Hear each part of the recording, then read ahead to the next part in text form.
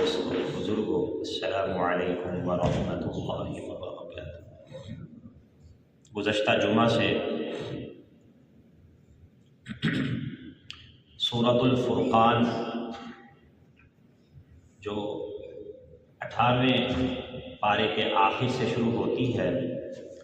اور 19ویں پارے کے شروع تک چلتی ہے، شروع کا ایک رکوع، اس سورت کا جو آخری رکوع ہے اس کی 15 آیات کی جو تفسیر ہے وہ گزشتہ جمعہ سے ہم نے شروع کی ہے۔ اس کا عنوان ہے عباد الرحمن کے اوصاف، عباد الرحمن کی خوبیاں۔ گزشتہ جمعہ اس پر بڑی تفصیل سے بات ہوئی، عباد پر، عباد الرحمن پر، کہ بندے تو سب ہیں اللہ کے، عباد بندے،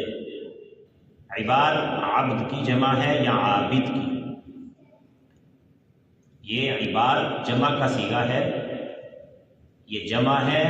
عبدن کی یا عابدن کی۔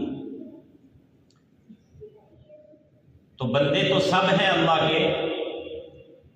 وہ جبری طور پر ہے، تکوینی طور پر ہے،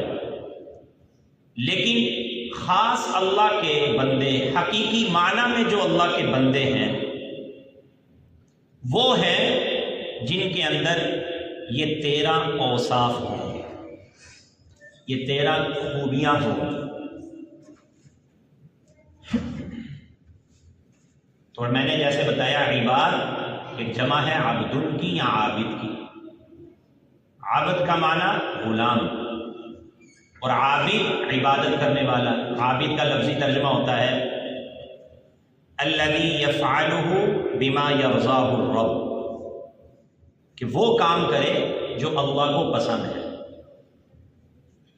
اور عبد اس کا معنی ہوتا ہے الذی یرضاہ بما یفعلہ الرب،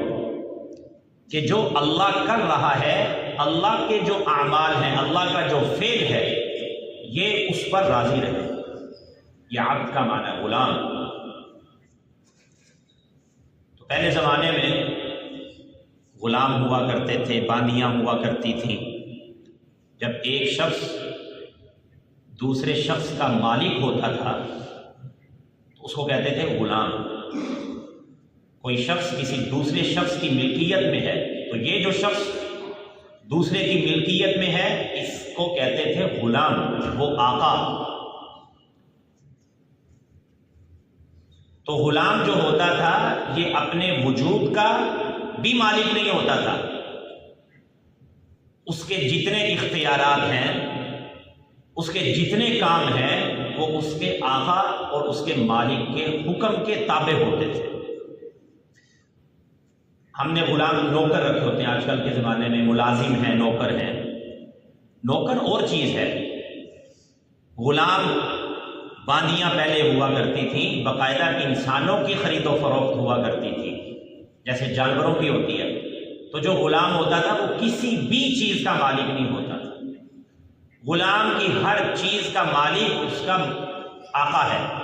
جس نے اس کو خریدا ہے، اس نے جو اس کو کھلانا ہے اس نے کھانا ہے، جہاں سلانا ہے اس نے سونا ہے، جو پہنانا ہے اس نے پہننا ہے، جس کام کو کرنے کا کہہ دیا اس نے کرنا ہے، جس سے روک دیا اس سے اس نے رک جانا ہے۔ یہ ہے عبد۔ اس کو اس غلام بھی عربی کا لفظ ہے، تو اس کا جو اصل جو عربی کا لفظ ہے وہ عبدن ہے، غلام اس کو کہتے تھے۔ تو عباد الرحمن ہمارے اندر جو اللہ کے جو بندے ہیں ان کے اندر یہ صفت ہونی چاہیے، بلکہ اس سے زیادہ، اس غلام سے زیادہ، کیونکہ وہ انسان جو اس غلام کا مالک ہوتا تھا وہ حقیقی مالک نہیں ہے، بلکہ اللہ نے اس کی ملکیت میں اس کو دیا ہے۔ تو ہمارے حقیقی اور اصل مالک تو اللہ ہیں۔ اس غلام سے بڑھ کر یہ غلام جتنی اپنے مالک کی تابع داری کرتے تھے تو جو عام بندے ہیں وہ اللہ رب العزت کی اس سے بڑھ کر اطاعت اور فرما برداری کریں گے، کیونکہ اللہ ہم سب کے حقیقی مالک ہیں، خالق ہیں۔ ہماری ہر خواہش یہ اللہ کے حکم کے تابع ہو، ہماری ہر خواہش اللہ کی خواہشات کے، اللہ کی مرضیات کے تابع ہو، اللہ کے حکموں کے پابند ہو۔ یہ ہے عباد کا مطلب، یہ ہے عبد، رحمان کے بندے۔ اللہ تعالیٰ حقیقی معنی میں ہم سب کو ایسا بندہ بنا دے۔ تو فرمایا کہ عباد الرحمن، رحمان کے بندے، الذین وہ لوگ ہیں جو یمشون چلتے ہیں علی الارض زمین پر، ہونن ہون سے، تواضع سے، عاجزی سے۔ اس کی دو تفسیریں ہیں، دونوں ہی اس کی تفسیریں ہیں۔ اس کی پہلی تفسیر تو یہ ہے، پہلا مطلب یمشون علی الارض ہونا، کہ رحمان کے بندے وہ ہیں جو زمین پر چلتے ہیں ہونن، یعنی کہ کس طرح چلتے ہیں، حلماء متواضعین، بردباری سے، عاجزی سے، تواضع سے، وقار سے، سنجیدگی سے، سکون سے چلتے ہیں، اکڑ کے نہیں چلتے، سینہ تان کر نہیں چلتے، اترا کر نہیں چلتے، شیخی مار کر نہیں چلتے، تکبر کے ساتھ نہیں چلتے، اور نہ ہی بتکلف آہستہ آہستہ مریضوں کی طرح چلتے۔ رسول اللہ صلی اللہ علیہ وسلم کی روایات میں چلنے کی 3 خوبیاں بیان کی گئی ہیں۔ آپ صلی اللہ علیہ وسلم کی جو چال مبارک تھی، اس کی ایک خوبی یہ تھی، کسی قدر تیز چلا کرتے تھے، نہ بہت تیز نہ آہستہ، عورتوں کی طرح آہستہ آہستہ نہیں، کسی قدر آپ کی رفتار میں تیزی ہوا کرتی تھی۔ دوسری صفت یہ ہے کہ آپ صلی اللہ علیہ وسلم ذرا آگے کی طرف جھک کر چلتے تھے، سینہ تان کر نہیں چلتے تھے، اکڑ کے نہیں چلتے تھے، سر مبارک آگے کی طرف جھکا ہوتا تھا، جیسے اوپر سے کوئی نیچے اتر آؤ، جیسے اوپر سے نیچے اتر رہے۔ اور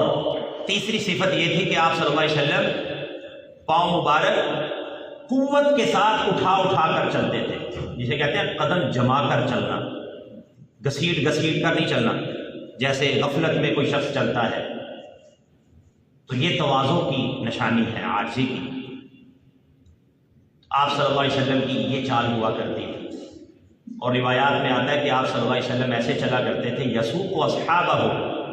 اپنے اصحاب کو آگے رکھا کرتے تھے، خود پیچھے چلا کرتے تھے، یسوق اصحابہ، اپنے صحابہ اکرام کو آگے لے کر چلتے تھے۔ ہجرت کے واقعے میں آپ نے پڑھا ہوگا، سنا ہوگا کہ حضرت ابوبکر صدیق رضی اللہ تعالیٰ عنہ آپ کے ساتھ تھے۔ آپ اس سے اندازہ لگائیں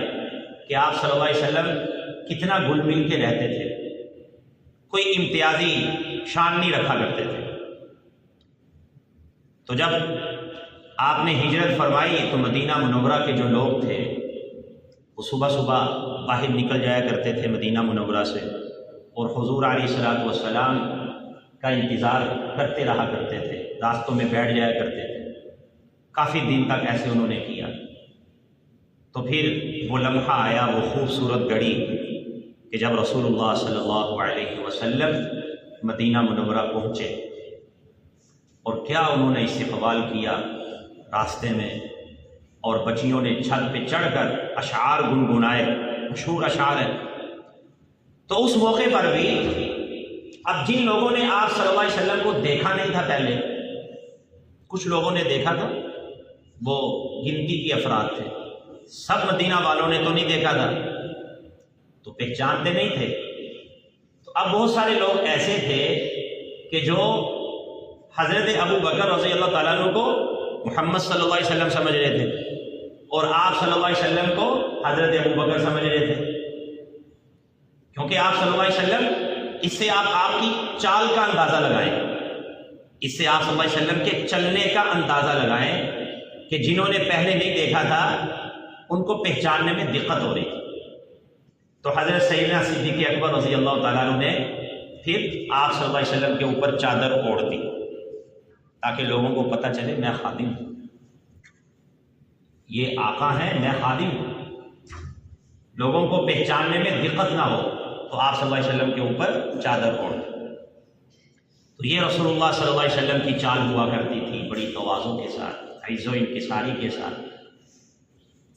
تو رحمان کے بندوں میں یہ صفت ہونی چاہیے۔ اللہ معاف فرمائے،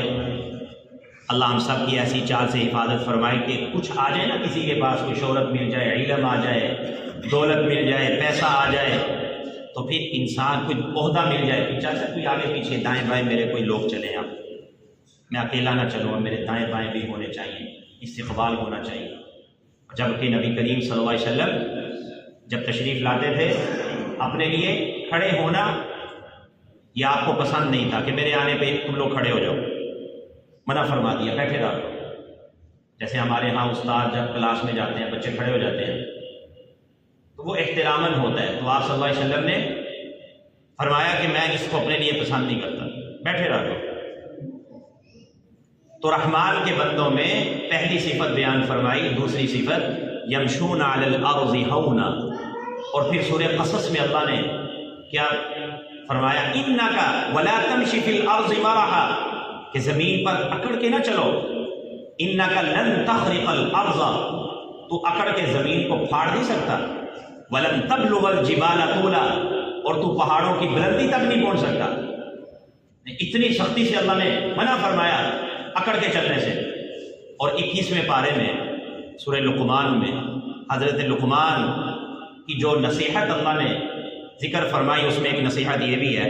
اپنے بیٹے کو کہتے ہیں وَلَا تُصَعِّرْ خَدَّكَ لِلنَّاسِ، کہ لوگوں سے منہ پھیر کر باتیں نہ کر، کہ لوگوں سے گفتگو کرتے وقت ان سے منہ پھیر کر بات نہ کرو۔ جیسا کہ آپ نے نبی کریم صلی اللہ علیہ وسلم کے بارے میں سنا ہوگا کہ جب آپ کسی سے مخاطب ہوتے یا آپ کے پاس کوئی سائل آتا تو آپ پوری اس کی طرف متوجہ ہوتے، پورا اس کی طرف متوجہ ہوتے۔ ایسے بیٹھے ہیں مثال کے طور پر، ایک سائل ادھر سے آیا،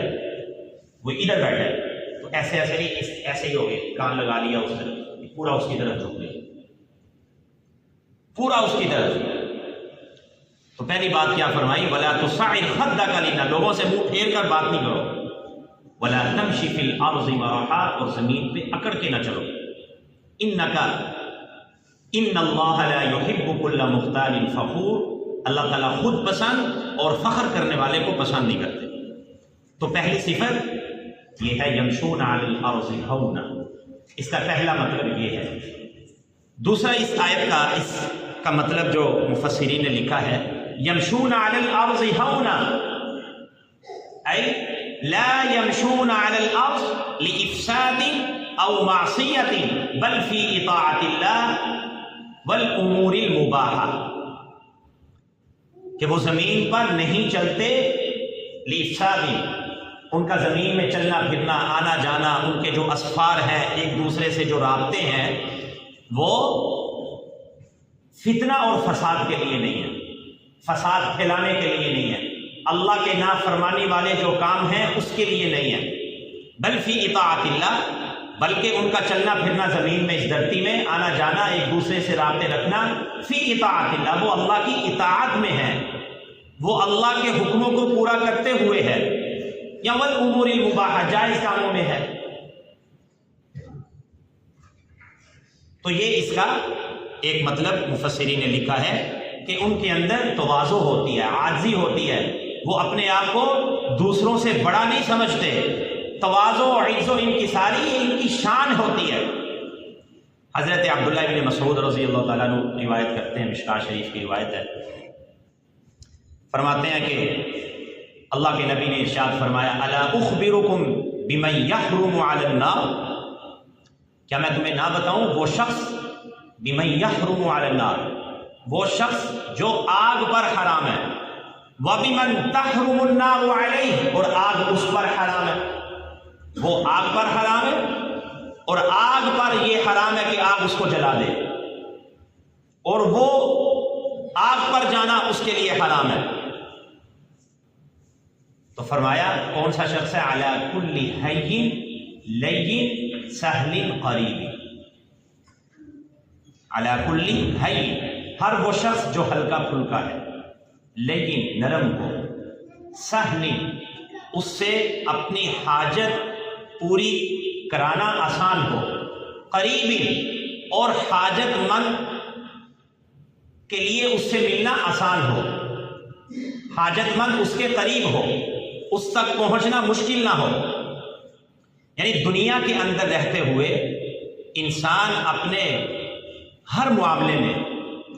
اپنے آپ کو متکبر اور اپنے آپ کو ہر معاملے میں یا کسی معاملے میں بڑائی تک نہ لے جائے، بلکہ تواضع، متواضع بن کے رہے، عاجز بن کے رہے، اور ایسا بن کے رہے کہ اگر کوئی شخص اس سے ملنا چاہے اس کو یہ احساس نہ ہو کہ پتہ نہیں بھی میں اس سے ملوں گا، یہ بڑی سختی سے اور تیزی سے اور برے طریقے سے میرے ساتھ یہ پیش آئے گا،